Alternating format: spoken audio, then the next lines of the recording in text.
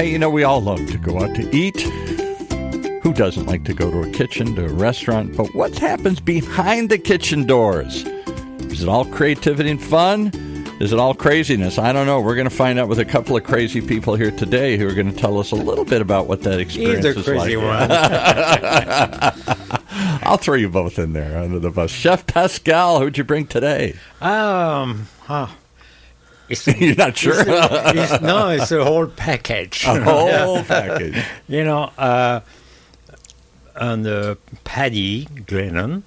A good Irishman like me. Chef Paddy, yes. And we just talk about Ireland, but we're not going to spend 2 hours talking about it because we could though. No, because we don't have a good beer. Yeah, a little scotch. Right? And so, I met Paddy.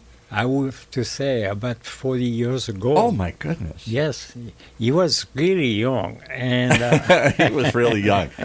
You were still old, or no? You were both young, right? Yeah, and I was so impressed by that human being. So much energy, never stop, work hard.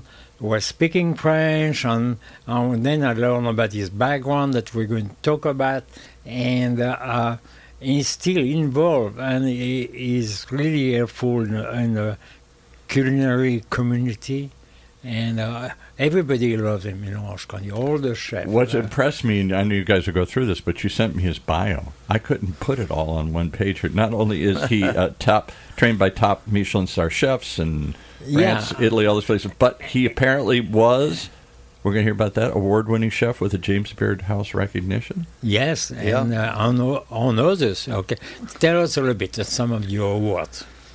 I don't look at awards as, I'm plate by plate, day by day. It's like I'm always like, you're only as good as what you're doing today. Yeah, in our business. In the early days, Food Network, we were on the early shows in the very beginning, and through the early part of Food Network, we were on often, we did, back then, now you have Iron Chef. Back then it was Ready, Set, Cook, if you remember. Yeah. And in Ready, Set, Cook you went against other chefs, and I beat Martin Yang, I beat Wolfgang Puck. You beat Wolfgang Puck? I was undefeated. Yeah, I think I was like 7-8 times on that show. Always undefeated, fast. And you had to create a dish in I think it was 20 minutes back then. From scratch. He's a kind of chef, bang, bang, bang, bang, done. Yeah. Yeah, and we did a lot of different TV pilots over the years, and I can't say I ever got famous, but I was always on the edge of the breakthrough. You are famous in our own world of the food. Yeah. And I got to ask Bizarre Foods, because that's a bizarre show. Andrew Zimmern, a few times we did his show. And he came to our fish company one time and did a full walkthrough, and we were going through all the unique kinds of fish and items you can buy here in the Pacific. Everything from sea cucumbers to urchins and things like that was what we dined upon in the coolers. Yeah. So from being a chef with a Michelin star level restaurant, we met at a restaurant called Antoine. Was really one of the top restaurants in 1984 to 1990 at the Meridian Hotel, and he was also working with a French chef consultant, a 3-star chef that came on, and they really. The consultant chef, French chef, and him work very well together, and then the kitchen was fantastic. It was there's no restaurant of that level anymore in Orange County, and there was really doesn't exist. No. Is that because there isn't an audience for it, or it's unaffordable? Well, we do have Marché Moderne. We have Knife Pleat. I mean, they're doing fantastic work. Yes. Knife Pleat people talk about all the time. Yes. Fantastic restaurants of a high level. And back then, there was less rules when it came to employees. We worked 5-6 hours a day off the clock before they let us punch in to work on the clock. Yeah. Right. And it was just the amount of work that goes into that type of cuisine, and luckily for me, those same gentlemen, Bruno Serino and Jacques Maxima, they sent me to France Yes. to work, and I was there for about 7 years in France. Not just to polish your French, but your... yeah. But even in those kitchens in France, during season, like there is no such thing as time off. There is no such things as days off. I mean, you go like 5-6 months, and But hard work. That's Yeah. what you say. Hard work is no big deal for you. no big deal. No, Yeah, that's a way to be. So it's just And- not plausible to put the kind yeah. of The effort type and of hours work. into it. Yeah, the type of work in today's modern employee. You know how much we have to pay chefs and cooks and servers and things now. Yeah, and they got to get a break after 15 minutes. there or are 4 hours or whatever. There are wonderful restaurants here. Yeah. I don't think of that level. Orange County will support the price tag it would cost Yeah, to right. make Yeah, dishes yeah, like yeah. that today.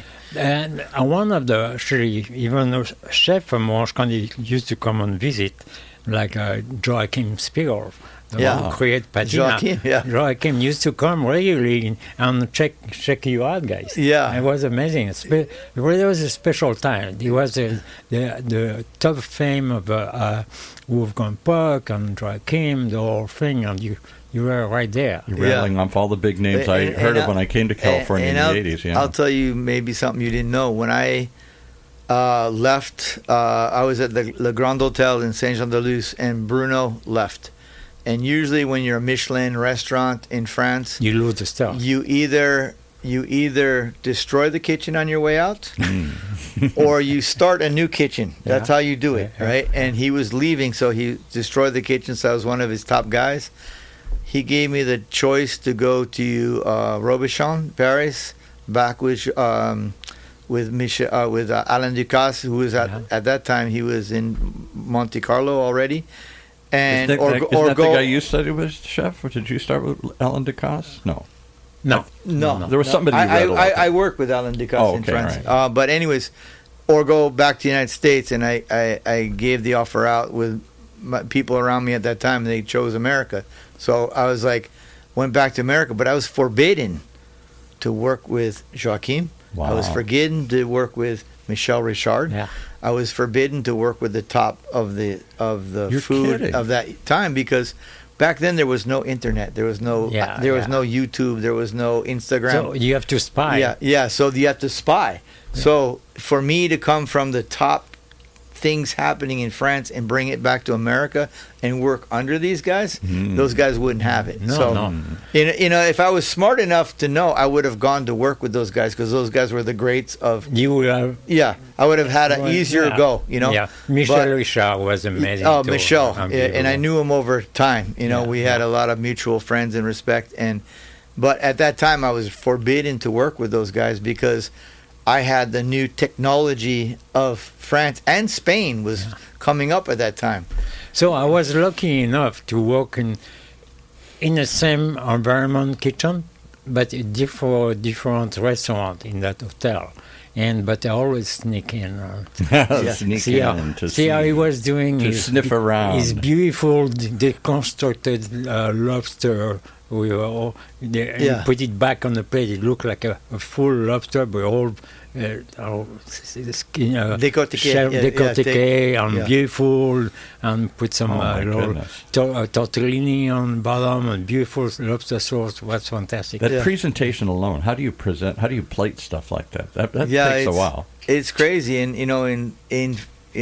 as things in France, like we. My chef would go into San Sebastian, Spain, to the market where they do everything pêche à la ligne, everything caught by hand by line, right? Oh. And he would buy the fish of that morning, which would be in rigor mortis at the time. We couldn't use that until maybe nighttime service or maybe lunch the next day. So we were always like one day ahead for the fish to get through rigor mortis. But literally, you don't touch the fish until the order comes in. Yeah. And then you have to scale it, fillet it, pin bone it, order by order by order with your crew. and we used that to was have, crazy. we used to have overnight fish flowing from France or from not Denmark, but Netherlands. Yeah. You know. Yeah. Felix van Stadt. Felix, and they used to pick it up at the airport and bring it straight to us. You know. Yeah. Unbelievable. Yeah. And and then you work after that with the Ritz Carlton. Yeah, I was a long time with Christian Racinou for a while. Yeah. I owned restaurants in LA myself. One of my groups that we had, we owned about 4 restaurants in LA at the same time. We were very well known as Italian trattorias, but we opened Fleetwood's LA Blues with Mick Fleetwood at the time, and we had liquor license problems, and it was a difficult time. I think it was really extreme. Oh my God, man! Yeah. So, but it was a great time, very artistic. Everything was artistic. Mm-hmm. Everything was about art, cuisine, food, art, cuisine, food. And money never crossed our minds. But you try Hollywood. Oh yeah, we did Hollywood. Yeah, I was. I ran the Bellage, Mondrian, Vernet, Le Parc hotels all at once. That's probably what gave you the exposure to the Food Network and all these medias. Yeah. So here's my question. I hear all that, and I'm impressed, and we can talk all day about that because I love all that. But somewhere along the way, you switched sides to become into the purveyors. Yes. You left the kitchen and you... I have to say, kind of the path he did. Yeah. Yeah. I rarely see that, usually. He was involved because Paddy is very a big advocate of sustainability. Sustainability, right. And respectful farming and respectful fishing, and was involved actually with the ecology center. No. In Monterey, Monterey Bay Aquarium. Monterey Bay Aquarium. Okay, and he was an advocate for them, and so he brought back all that knowledge to us chefs to say, hey, don't buy that fish. It's not been cut right, and this is a farming salmon. Don't use this one. So he gave us, the tip to get the best seafood and best fish available with the least environmental impact. Yeah. So is that what led you into the purveyor side and out of the kitchen door? Honestly, what led me into that was complete burnout. It was. You did a lot already in complete. Like if you look at my life in the kitchens, I was always like. I was working here, being flown to Chicago to consult there, to do. It was like complete burnout. Can we talk something about outside of your kitchen life? Yeah. Being burned out? Yeah. If you want, yeah. He used, I don't know if you do, he used to fight sport fights. And can you say a few words on that? Oh, yeah. Well, especially in France, I started young when I was a kid. Where I worked out, where I was young, the policeman had a boxing club there, and unbeknownst to my mother, who didn't want me to fight, I fought, and I was able through different parts of my life to work with great, very well-known professional fighters. But when I went to France to make money, I had done some prize fighting, and when I went to France to make money, because we were paid well under minimum wage. We would get in these tournaments, almost like cockfighting, and the rich people would bet on you, but you'd make enough money, to live okay and be able to go to the nightclub. The reason I bring that up because that gave you the character. He's a fighter, and he never stopped. He still, fight on his own just to in his living. But how many times do you break your hips? My hips never broke my hips, but I have my knees replaced. But my hands have been broken so many times. My nose, I'm beautiful, but my nose is broken at least 9 times. I think. Chef tells me once in a while there's some fights break out behind the kitchen doors. Did you ever participate in any of that? I mean, people throwing stuff at each other. If they broke out, they ended quick. No, but it's usually verbal fights. Yeah, verbal fights. Yeah, the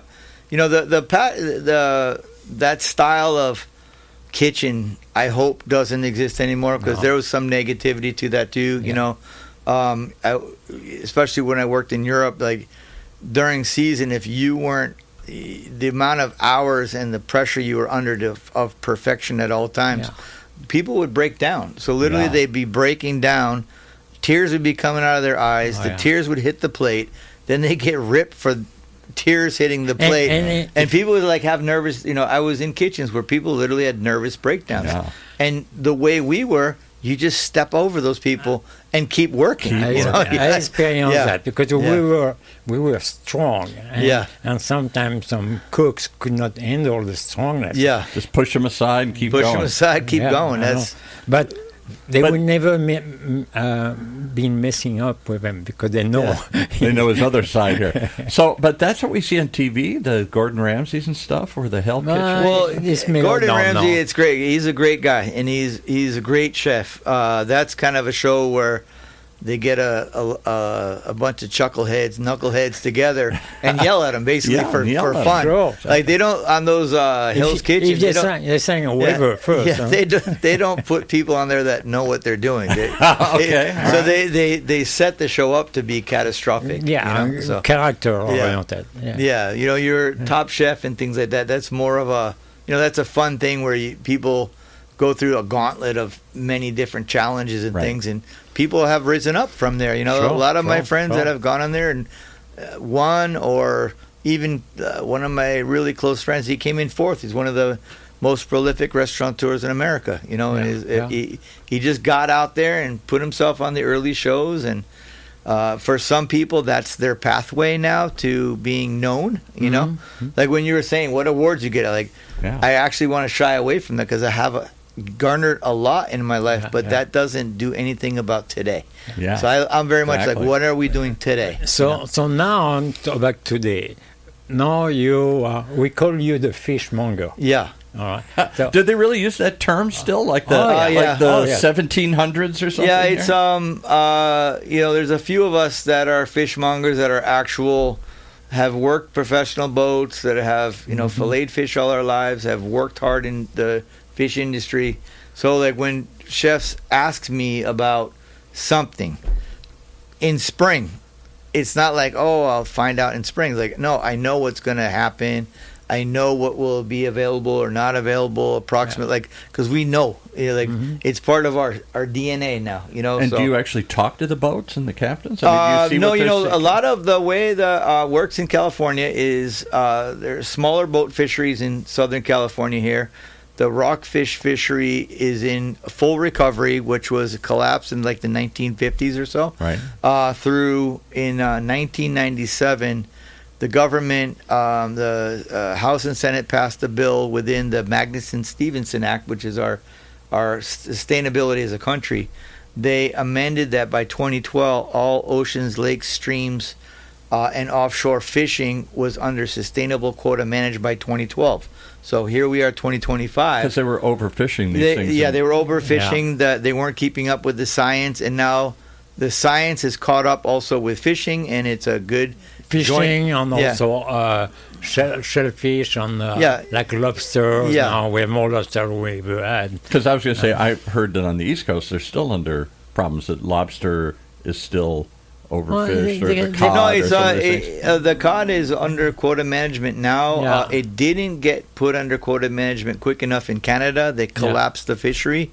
They cut back the East Coast cod fishery on George's Bank, where I had the pleasure of working a little bit as a young kid. Cod, haddock, pollock, ocean cat is what we used to catch, but that was on the verge of collapsing as well. Everything is under management now, so we don't take from the ocean more that can reproduce to keep the levels. How do they police that? I mean, do they actually pull up and look at the boats and what you've got? Like the lobster, they decide that, we have an idea. Why don't we put back the female lobster back in the ocean so we can have reproduction? Yeah, they don't take eggers. Yeah, no females. I didn't know that. But and now that we have that, small boats and families are able to fish again and turn their boats over to their children. So I'm dealing a lot more with children of people that are retiring, and their children are taking over the boats. Because I did live in San Pedro in the 80s and 90s, or in the 90s rather, and that was when the small boats were collapsing. Yes, that was during the collapse of the rockfish fishery, right? Yeah. Black cod, everything else. Fortunately, now people understand that we need to support the fishermen, and we pay, of course, a higher price for good fish, but at least pay the price so fishermen can make a living. Yeah, good fish isn't cheap, and cheap fish isn't good. Cheap fish isn't good. So that's my next question. But I'll throw a point out there for your listeners to understand is over 92% of all seafood consumed in the United States of America is imported. That's what I was and gonna it's not say. imported with the same stringent guidelines that our aquaculture follows or our wild fishers follow. We are the blueprint for the rest of the world, yet we as consumers, we like cheap and we import. So that was my question. You led me right there. What's the quality? What's the state of the fisheries around the world that we're buying from? Are we overfishing those areas? They're being overfished, and it's not only overfishing. You have countries such as North Korea and South Korea, China. They're in a live for now attitude. Yeah. So if it's there, they're going to catch it, right? And they're going to consume it. So. And what about the way they catch it too? Because that was the whole problem with when they were doing deep nets or something here. They're scooping up everything trying to get it. Purse seine nets where just imagine, there's so many poke restaurants. How much fish can we catch? What a question. Sushi and poke, it's crazy. It's unbelievable. Yeah, and so they're still doing that where they put these giant nets and they scoop up circular, everything. the circular nets and that then go they down a mile. And they throw most of it out because that's not what they wanted. Yeah. They pull it in, and there's a lot of bycatch, marine animal bycatch. That's why you have what's called dolphin-safe tuna in America. Yeah, right. Yeah. And all they did is they went offshore. Then they left San Diego, they left San Pedro, and they went to Samoan Islands and offshore where they have AKA dolphin safe, but it's not U.S. dolphin safe, but it still goes on your grocery store shelf as dolphin safe. So there are porpoises and pilot whales and things in that can of tuna that you have, but I'm sorry to hear that. It has the stamp on it that the consumer buys. The key, pay the price. Yeah. Buy a can of tuna. Just Let's go one step further. There's a lot of great. AmericanTuna.com is a great place to go to buy your tuna. Those are fishers out of San Diego County, Poland line, or where they have zero bycatch. Exactly. And if you want very good fish, you don't have access, because now Paddy also work with another fish company with very one of the best. Superior Seafood, which is owned by Paul Guillermo, who is the son of one of those squid fishermen that you might have seen in San Pedro back in the day. Okay. Sicilian immigrants, yes. They're very respectful for generation. Generational. So the other question that I have is, what's the state of the fish, in addition to being overfished? We're always worried about what are these fish ingesting? Mercury, pesticides. Mercury is one of those things. Is mercury exists it's a naturally occurring phenomena. It settles within water, and within water it settles into plankton. Plankton are the kind of the sponge of the ocean. They're the canary of the ocean as well. Right. And then your lower species such as squid, mackerel, sardines, they eat the phytoplanktons in mass quantities.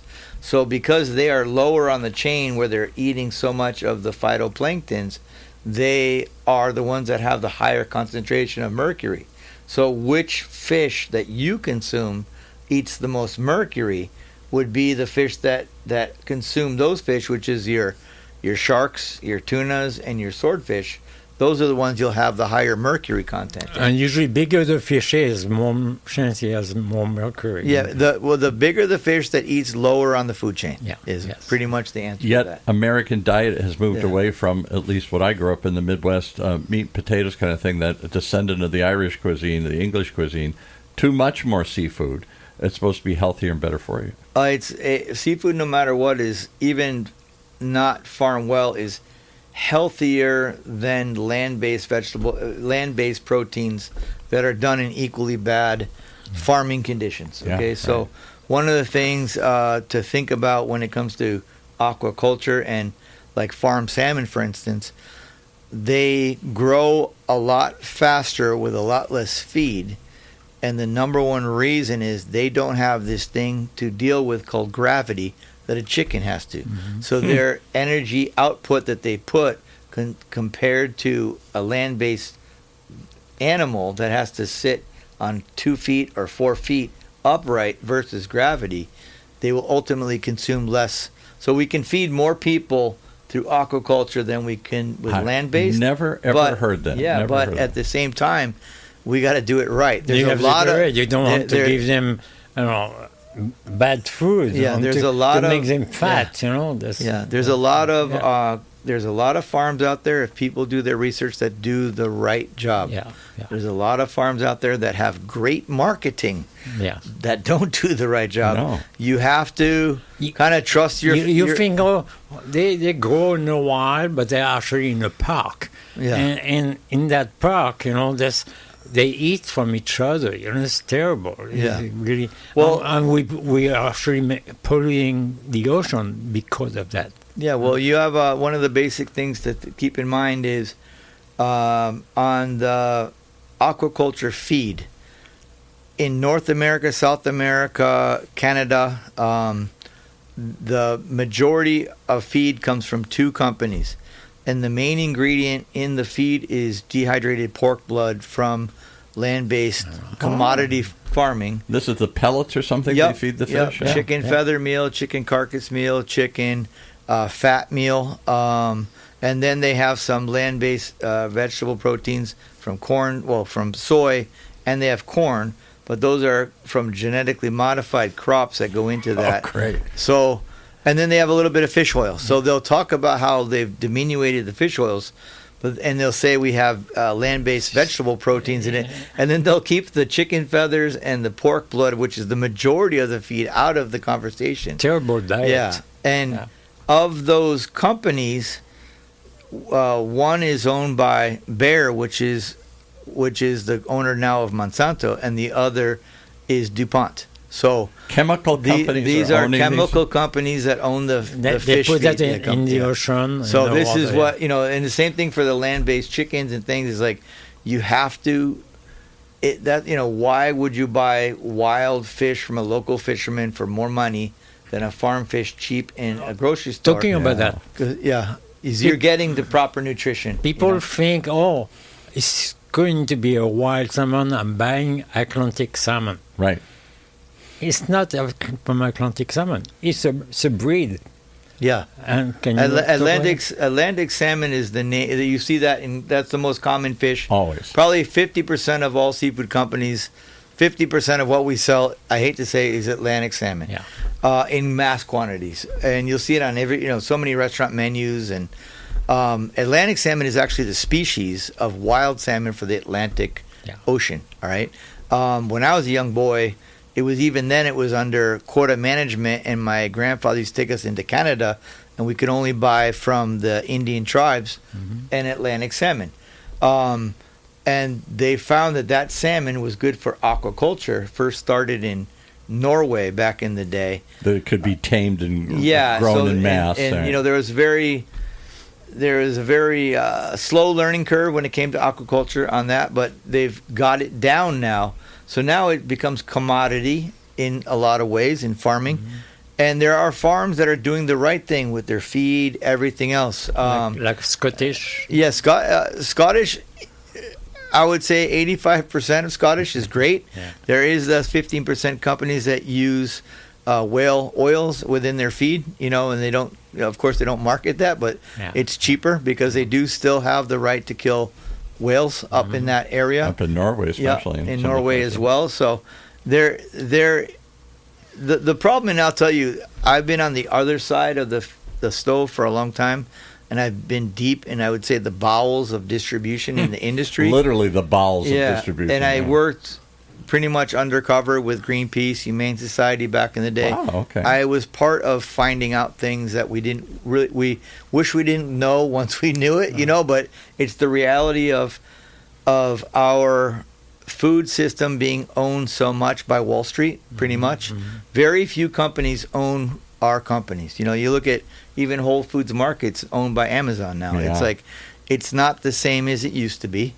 It's not terrible, but it's like once you look into the farms that they're now buying from, the names of the individual farms, you'll see, and I already see it in Whole Foods, the names are disappearing. Yeah. And they're the because names it's of the about it's about profit. It's and about it's profit. Exactly. and it's about the bottom line and how to grow the bottom line rather than sustain a generational Well, that's why business. we need to educate the buyer on the people that eat fish. Can we check on the website of the Monterey Well, Aquarium? Monterey Bay Aquarium, fantastic starting point. It is a starting point. They're mainly funded by the Hewlett-Packard Foundation. Fantastic. They've done a great job with their green, red, yellow. Green, this is good. Yellow is good, but it has some issues, possibly bycatch issues, whatever. Red, please don't eat that. But as a group and an aquarium themselves, they can only do. I'm sorry to interrupt, but somebody's calling who wants to talk to you. Oh, no. Coming in. Incoming. Hello? Salut Pascal. Hey, qui c'est? Oh, c'est Christian. Salut toi. Racino. We're getting a live phone call. C'est in. Patrick. Salut Patrick. Hey, ça va toi? T'es où là? C'est Floride ou international? Miami. Miami. Super. Says one of the best chefs on the entire planet. He's Christian calling in Racino. from Miami? Yeah. Yes. And he used to be the chef at the Ritz Carlton. Yeah. Yeah, he was my chef, yes. Well, there you go. Have him call in on the line here. We'll put him on the air. He can call in on the phone. Can you give a number? Oh, if he calls 949-824-1200. Okay. Call that and we'll put you on the air. 949-824-1200. 1 824-9200. Right. Call that number and we'll put you on the air. Oh, wow. Quelle surprise. What a surprise. Okay. I'll call you right back. Okay. Yes. Wow. So I wanted to- They're calling in. That's one of Christian Racino. He has mentored some of the greatest chefs in America still around today. And where is he currently? In Miami? He's in Miami, Florida, and he was very big within the Ritz Carlton group, and he was the Ritz Carlton Laguna Niguel here. And when the Ritz Carlton Laguna Niguel was the jewel of the coast, of the whole West Coast, Yeah. and from his kitchen, some of the most famous chefs today have worked through that kitchen with Christian. Everybody remember him. Yeah. There is not like a week that somebody asked me, what happened to Christian? What is he Yeah, doing? yeah. You know, Oh, it's my amazing. God. He's in Miami. Yeah. Distinguished artist, artist not just in food but in painting. Yes. He's an incredible painter. Yeah, incredible. He's a philosopher, really. Yeah. Well, we're still waiting for him to call in here. So Maybe you need to when we text come him. back after the call, and we will come back on land, so we move out of the ocean, we come back almost on land, both coastal and land. We have. While we're waiting for him, let me ask you one other question. This is just me as somebody who likes to go out and eat seafood in Southern California. 2 questions. One, I don't see a lot of great seafood anymore in California. Is that just too expensive and too hard to get? And when I do get, maybe this is just me, an old grumpy guy, it doesn't seem to taste the same. Is that, is that my perception or is that some reality? Harder to get? You probably have to do a little bit more younger research and where you go. Okay. There are some great chefs in Orange County, San Diego, LA, breaking barriers down, breaking national barriers down. I have a young chef, Tara Masood, in San Diego. She runs Anime, Filipina chef. She's been nominated a few times now for the James Beard National Award. Okay. Incredible thing, but she's bringing, she works with the local fishermen in San Diego. I have a lot of chefs, like, we do well as a company, and when they're interested in doing that type of work, that they want to work with the local fishermen, I do have fishermen that work directly with the I have fishermen that work directly with the restaurants, and we try to connect them together. It's not as easy than chefs like to pick up. Chefs like to pick up the phone and call and have their fish delivered the next day and not think it through. But these young chefs are 949 824. We're still trying to get him on. He's a great chef, but he can't figure out the phone system here. 1200. D'accord? Okay. So I'm wondering if it's what you're talking about. We're getting it overseas. They're growing them wrong. It doesn't taste the same. I think especially since COVID, people have simplified down and they've had to cut their staff down because it's so expensive for staff now. But there is a lot of great restaurants out there, but you have to do a little bit more research these days. Okay, hang on 1 second. We'll put you on. Hang on. See if this will work. Are you there? Welcome to OC Talk Radio. You there? I'm here. Okay. Oh my gosh, what a surprise. Identify yourself. Tell us who you are and why are you calling. Well, I'm Christian Rassinou. I used to be, before I retired, I used to be executive chef for Ritz Carlton for many years. Wow. And Laguna Niguel or whatever. Yes, and I had, yesterday I was talking to Pascal, and Pascal told me to call back today because a good friend would be there, which is Patrick. Wow, what a surprise. So do you accept what they're telling you? They're telling me that you're one of the great chefs here, that you've mentored all sorts of people, and everybody's still wondering what happened to you. No, I'm just a chef amongst many. So how do you know this guy? How do you know our guest? Well, Patrick used to work for me, and I... Was he any good? We're still trying to figure that out. Was he any good? Can you give us a secret? He was fantastic. I mean, he was going like 100 miles an hour. It was very, very hard to ask him to take a day off and to work only 12 hours a day. To work only 12 hours a day. He wanted to keep going. Yes. He was just going and going. He was just amazing man. And then very, very creative and great with the staff, great trainer. I mean, he was, nobody's perfect, okay? But he was about like perfection. So how did we lose him to the supply side? How did we get him out of the kitchen into being a supplier here? Should we get him back into the kitchen?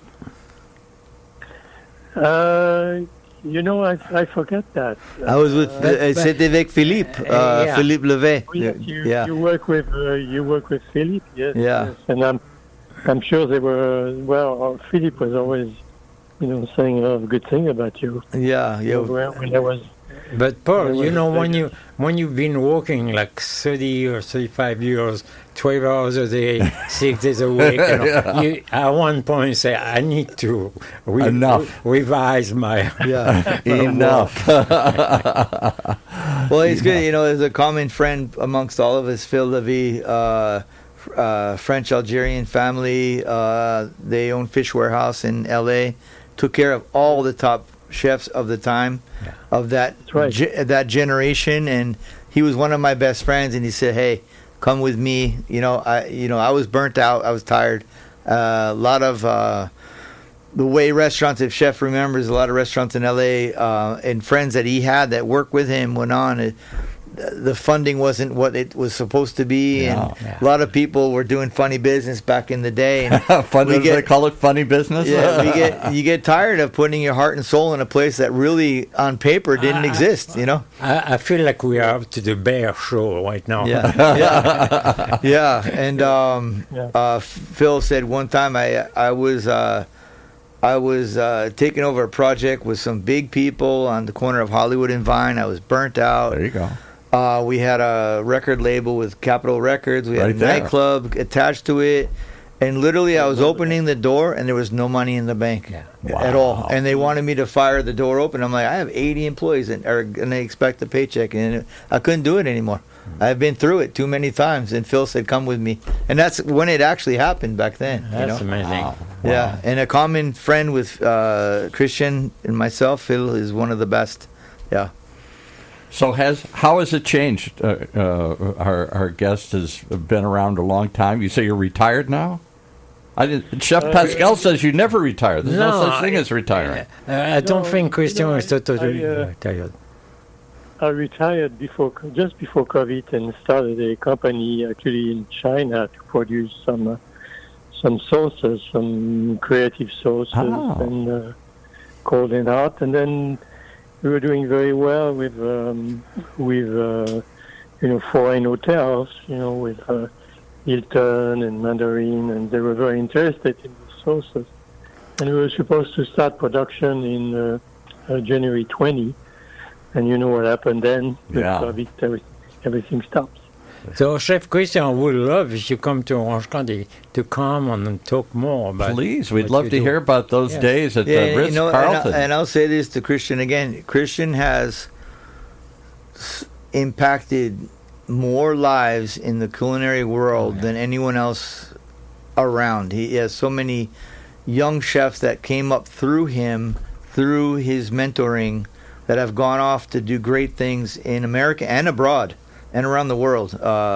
He's truly one of the greatest that ever graced the stove. I'm sorry to have to say for this big high-end chain of hotel, but you made the Ritz Carlton going up a notch above all the other hotels in Orange County in the U.S. actually. That was the place. That was the place. Yes. So I got to ask Christian one question here, because Chef Pascal keeps bringing these young chefs in, and none of them want to work behind the kitchen door. They all want to have a food truck. They all want to have a food hall, a stand. They all want to have a food line or a product. They all want to be on TV and sell T-shirts or sell books.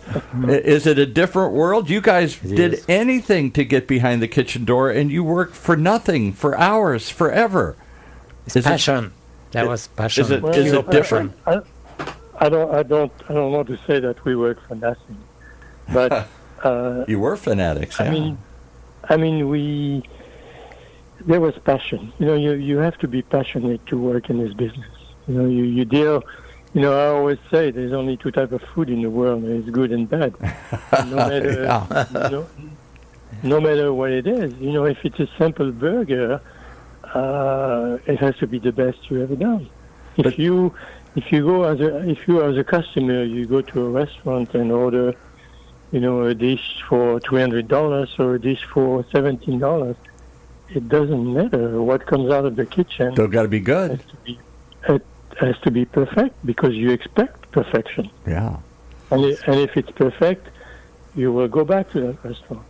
So the three of you have seen many restaurants. Do you think it's different today? Certainly different how they work. Our guest was saying you can't do fine French cuisine because it takes too many hours. It takes too much prep. It takes too much staff to do it. So that's why that's not going to happen anymore. But I think this is more our vision in California. But if you go to the East Coast or to big Chicago, cities, New York, the clientele there will pay the price it costs to produce that. Okay. I mean, you have like Le Bernardin in Grand Achat in Chicago. You have places that the people understand that a $350 tasting menu is normal, and the wines are going to be in the $800 range. Wow. Yeah. And they will come Monday, Tuesday, Wednesday, Thursday, Friday. Every day. Every day. Whereas in California, I hate to say, is it gets busy on Friday and Saturday, and then what do these restaurants do Monday through Thursday to support this staff? Taco Tuesday. A lot of our restaurants since COVID, I deal with mostly the high-end restaurants and chefs, and we'll take care of anybody. We'll educate anybody. We'll take care of whoever wants to buy good product from us. But they've closed on Mondays and Tuesdays now. Major restaurants. In the old days, you would never be closed. I have a restaurant. We're going to be open. Yeah, and it's hard. How does that work out financially? Because you're still paying higher rents than ever, higher labor costs than ever. How can you be closed for 2 or 3 days? Actually, it does help on cut on labor. Yeah. Yeah.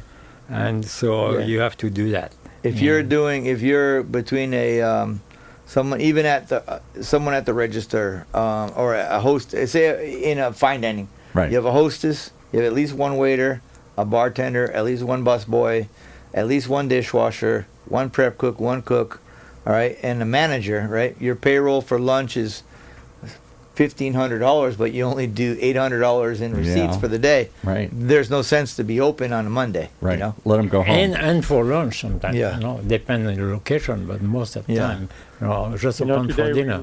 we just had 2 major restaurants who were very good in Miami who just closed in 2 months' time. Wow. Just because they could not afford the rent anymore. Yeah, we're looking at the some rent and the expense. Some of the rents that we have now, like Dana Point Harbor, is being redone. I don't know the exact numbers, but I do know the numbers. And there's a new project that just opened in San Juan Capistrano. The food hall. Well, they're paying $17 plus. A square foot. We need to send a message to all the landlords of retail landlords in Orange County. Come on, give us a break. Yeah, well, that's why a lot of these big companies in Orange County, for instance, our Orange County is owned by very few companies. Right. Don't mention me. And I won't mention names. Don't come down on us here. But to get a lease with them, you have to be financially independent yourself. So the independent chef can't really afford to sign a 5-year lease with these groups because it costs too much money. So ultimately, they have to take in investors and all that. And by the time the chef gets to open the front door, he really doesn't own much. He's already broke. Yeah, he's already broke. So that's why we have more like chain restaurants in Orange County, for instance. Well, just to give you a perspective, everybody listening, 20 years ago, I owned a small restaurant and bar, mostly a bar, called Kelly McHugh's in Mission Viejo. We were 5,000 square feet, which was pretty big for that. We were paying in 1990, in the early 90s, $1 a foot. Wow. Yeah, great. Wow. $1 a foot. We'll open 10 restaurants with that today. Yeah. How could I pay 15? And I, like everybody, we made 15% on our investment. So we grossed $1 million. We made $100,000 or a couple $100,000. We were thrilled. And today, if you take my rent and turn it into $10, $15, I can't afford that. A lot of restaurants turn about 2 to 3% profit. It's crazy. Yeah, and I tell you, we're like the OGs, the old guard. You are, yeah. Or I think they call it the old original gangsters. Original gangsters, yeah. We are the goats. Yeah, the goats. But the young chefs now, I see a surgence now, especially since COVID. I see a surgence now of young chefs and more ethnic chefs that are really changing the dial and opening doors for more people. And they have the internet. They've grown up with the internet, so they can research stuff in a flick of a hat. Where we would have to go and live in the attics of restaurants and have to work just to get closer to see how they did something. They can YouTube it now at any time, so they can work outside of their own training very easily with the internet help. But also the amount of ingredients that they have. Yeah. The amount of ingredients that they the sources of the international trade and sourcing is at a much higher level than we were ever privy to. So one last question for Christian, then we'll let him go here because it's 3 hours later in Miami here. Okay. One question for you. As you listen to this, does it make you want to get back in, or are you glad you got out? Well, I've been doing consulting in task force. Always, yeah. Because retirement is too boring, so I've been doing that. And I'm very happy. I do lecture in hotel schools and work with hotels. But I just want to, say something. Sure. Talking about the younger generation of chefs. What I miss today is the passion. You know, I just give you. You were talking about gourmet cuisine. To me, yes, it's very nice to see a beautiful plate. Looks great in the picture, but how about the flavor? You know, too often I'm missing the flavor. Mm-hmm. And I just come back from Europe, you know, Italy, France, and Switzerland. And went to too many restaurants, and unfortunately, a great majority of the restaurants are just okay. Yeah. I give you an example, okay? I was going through the street of Arles. Arles is a beautiful city in Provence, close to the Mediterranean. There's a beautiful arena was built by the Romans. And I was looking for a restaurant, going through the street, and I hear somebody singing, okay? So I thought to my wife, oh, listen to that. So we go, turn around in the street there, and there's a gentleman who's singing very loud, and he's setting up table. So I go to him, I says, you know, if your food is as good as your singing and your joie de vivre, We'll stay. I'm going to come and have lunch. And we did have lunch there, and it was fantastic. It was not expensive. It was fantastic. And after that, I spoke to the chef, and I told him, I said, thank you, because your cuisine is not pretentious, but it was excellent. And if I was living in Arles, I would come back every day. Yeah. And Christian, you are so totally right. You know, I like to travel with groups in everywhere in Mediterranean, Greece, and in Turkey, and I always look for little mom-and-pop restaurant in the corner, not the tourist place. Because they still have the passion. They do. Yeah. Well, I tell you guys, we just had Green Feast, the We want to fundraising, talk about that. the fundraising table at the Ecology Center in San Juan, and we've been a part of that for 18 years. And I was tired. I had worked at work. We've had long hours with a computer change at work. You know, we broke that 100-hour week for a couple of weeks. Okay. We're tired. And I went there to work, and I was working, and I was running from one kitchen to the other with ingredients. And the pastry chef, the baker, Veronica, she had done some sourdough flatbreads. And I have to tell you, I took one bite, and I might have been extremely hungry, but I got to tell you, it was one of the best bread I've ever eaten in my entire Really? life. Wow. And that was a young chef today doing that, and it's from the heart, like Christian was saying, from passion. The ingredients that went into it, how she did it, the 3-day fermentation. So it doesn't have to be Yeah. expensive. It No. doesn't have to be No. difficult. Simple can be simple with flavor, like Chef says. Cook with Yeah. love and passion, and Yeah. use the best ingredient to deliver the best food. Love it. Anything else you want to say? Thank you so much for calling in. What a Yeah. pleasure Oh, my God, to talk man. to you. We should have you on for your own segment sometime. One of my favorite people in my entire life is calling in, and one of the other favorite people in my entire life is sitting across from me. Oh, my I'm goodness. almost, guys, I'm A almost love fest. We got a I'm love almost fest in going tears. on here. And I hope Christian is still painting, because he's an amazing painter.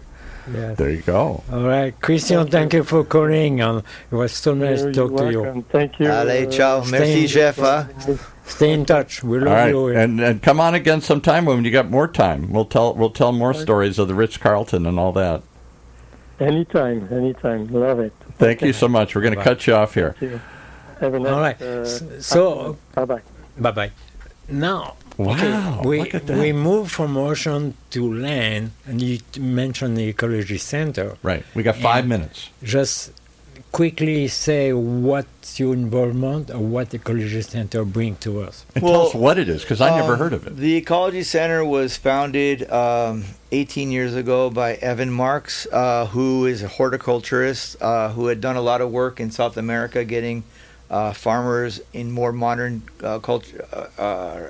land-based techniques. How they grow it. And yeah. he's an incredible individual, passionate, and he got the grant from the city of San Juan Capistrano to take over a small building, which is the oldest wooden structure in South Orange County. It was part of the Pony Express back in the day. Oh, my goodness. And he right. had the farmhouse of this farm, and about an acre, 3/4 of an acre. And after around COVID, the farmer that had the lease for the land came to the end of his lease, and the city gave the land over to the ecology center, and they have since taken that farm, which was doing mostly like cucumbers and strawberries, and they had a farm stand, but they bought the vegetables in, and now the ecology center is doing well over 600-700 varietals a year, from cover crops to... Is this what they call heirloom crops? You know, well, there are heirloom crops within that too, but they are a regenerative farm, or organic regenerative farm, where everything is homegrown. Yeah, so they create, they take dirt and create it into soil. They even have a little cafe, no? Yeah, and now they have a cafe that's open now Wednesday till Sunday from noon to 8 p.m., one set menu the whole time, and everything is produced there on the farm. And I got to tell you, when you talk about flavors, the flavors that come from the simpleness of the food that they do is there because of how it's grown. And they have a wood burning oven. Everything. It's just done with. It's done with and passion. it's also a place where you can learn, especially a lot of schools take classes there to learn about the ecology of living. You know, don't use the plastic. Use special tools. It's all about ecological, sustainable thinking. Don't just pour fertilizer into the soil. Exactly. Into the soil. Evan has every cycle. He has a group of young students that want to be organic regenerative farmers.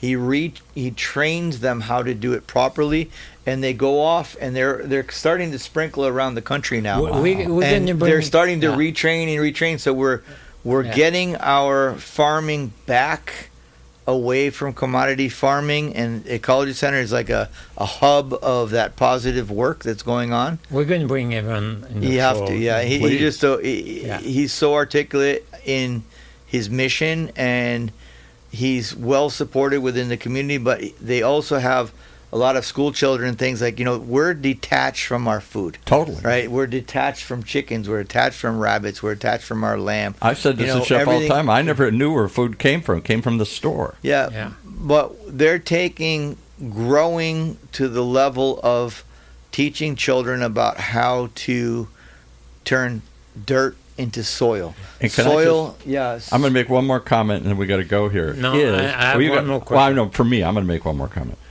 Here's my comment. A few years ago, when I really got into food, started going on to restaurants, I got a chance to go taste some heirloom stuff straight from a farm. A tomato. I thought I knew what a tomato tastes like because they all taste the same. I thought, no, there's a million of them. And the flavor, the explosion of flavor. You think you've tasted an apple or a tomato or something? You know when you have a good tomato? When you smell. Yeah. Okay. Never if you thought take of a tomato in the store, there's no smell. None. No. If you take it from the vine, from the field, yes, a scent. See? Yeah. So it isn't just it's good for you or it's good for the ecology, it's good for the land, the soil, everything. Yes, all of that's true. But it's good tasting. You're talking about the best ingredients, yeah. We used to eat tomato just like that, just like an apple. Yeah, right. And so now, okay. Last comment. Well, last thing. From it doesn't work enough.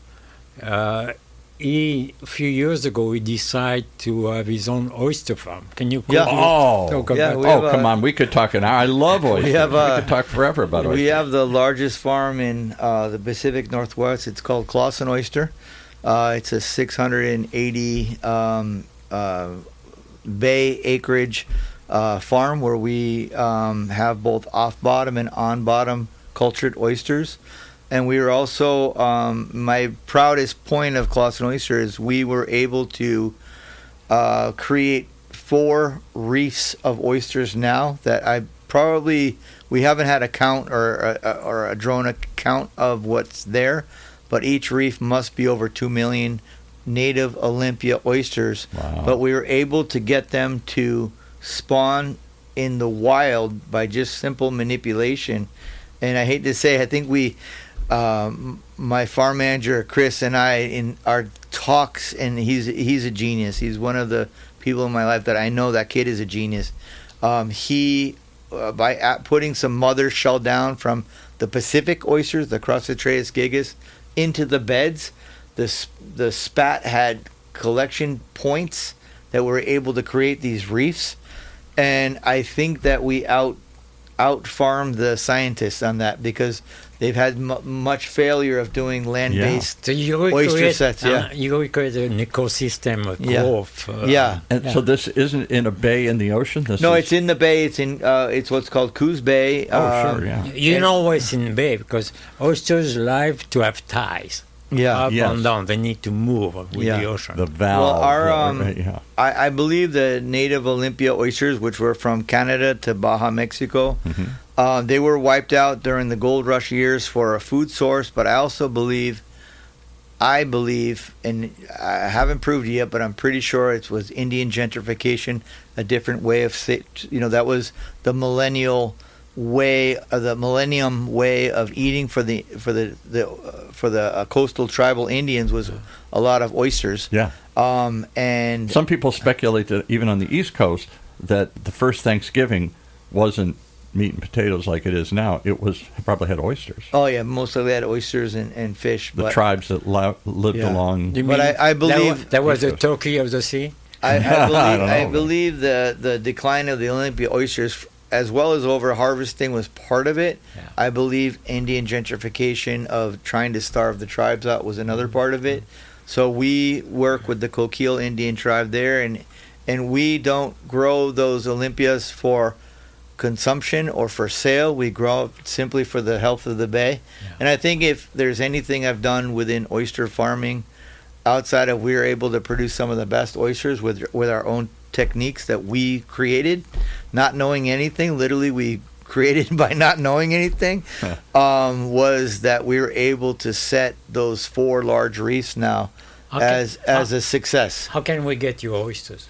Basically, we're not shipping directly right now, but if you're in North Bend, Oregon, which is in Coos Bay, our restaurant is open Wednesday through Sunday. And what's it called? It's called Clausen Oyster Farm. How do you like spell it? Clausen, like the pickle, Clausen. Okay. And we are in North Bend, a beautiful space. And the restaurant literally overlooks the bay, and you're eating while workers are working around you. And, Love it.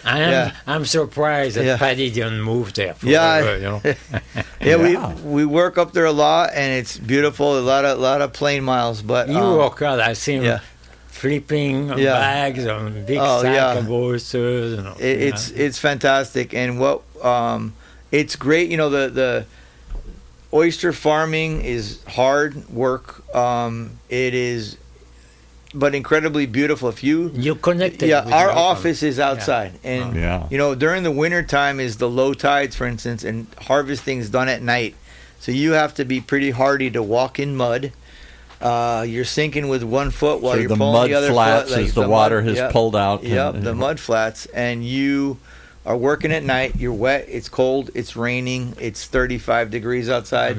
But the work's still got to get done. So one last thing I want to say. Besides all your work, your hard work, and your dedication to top food, if you ever know you're in a business and you need help, you just call Paddy. He's there. No problem. I get you that. If you forget, I used to forget sometimes to order something for fish for the next day. I deliver it. No problem. Customer service is still part of it. I come over. He brings it in a cooler or something. It's amazing dedication. And while I'm on the air, I challenge all the chefs listening to look at your menu and try to find one spot for one thing on your menu that you can shake a farmer's hand or a rancher's hand or a fisherman's hand to get that product on your menu, as opposed to just buying through purveyors and losing the connection you have with your food. At one point, some chef used to put the name of the fisherman on the menu for each fish. Really? But Right now, it's very hard because you don't really know where's. I don't know where. Yeah, you don't know where it comes from. It's gone through so many middlemen, particularly if it's been imported. Who knows where it really. Well, and I hope in that sense, Pascal, that the chefs that put the names of the farmers on the menu actually buy from those farmers. Yes, you know, we've not for show. There's a lot of. I would suggest recommended by Paddy Glennon. Yeah. We at Superior Seafood like to call it consciously sourced. Yeah. As in, yes, we try to buy from the proper fisheries, working with sustainable quota management, but also that there's no slavery involved, that there's no human rights activities involved. Like, you know, and they get paid a fair wage. They don't get ripped off for whatever they're spending their life doing here. Yeah. Well, you know, Thailand has the most human rights slavery within their tuna fishery, mostly taking the people from Myanmar war that's going on, and putting them on board boats and displaced people who have nowhere to go and they're desperate. They're slaves, and if they don't follow what's being called, they're shot and thrown overboard. Oh my God! All you have to do is Google it. It's not like I'm making it up. Oh my God! But 80% of the tuna consumed in the United States comes from Thailand, and everyone's just quietly supporting that. Two things in Orange County, actually in Newport Beach, where you can get fresh fish. You go to the dairy. The Newport Dory fleet, fleet. Yeah, Saturday mornings, Yeah, on the pier on the Balboa Peninsula. Oh, that's where you can get really fresh fish. Yes. Also, not at the supermarket. No, even you can get live ocean too. Yeah. And Pearson's Port is all Pearson Port. Pearson you Port. You got to bring it back because we're out of time. Yeah. We're way over Pearson out of time. Port, if you want to have Santa Barbara prawns live, yeah, Pearson's Port is a great. My God, I wish people would shop there more. You know? Come back again. Tell us more. Thank you. How do they reach you if they want to learn about any of these things you're doing? Your work. All 4 or 5 things you rattled off. Where do you want to send people to learn more about it? You know, we're not a website kind of people. It's funny. Superior Seafood's a big company. We don't even have a website. Yeah. We're a huge company. Word of mouth is like, you know, your website is only as good as whatever you put up today. Yeah. So, you know, my cell is 949-975-9699. Your cell? People are going to call you? You can also find me on Instagram. DM me is probably the best, you know. Yeah. But and is it under Patrick or Paddy? Paddy Fishmonger. Paddy Fishmonger. Okay. Paddy Fishmonger. Yeah. Paddy the Fishmonger. Okay, thank you, Paddy the Fishmonger, for joining us. Pascal, take us out. It's a pleasure to be here with Pascal. Oh my gosh, welcome. My dear friend. Yes. Merci.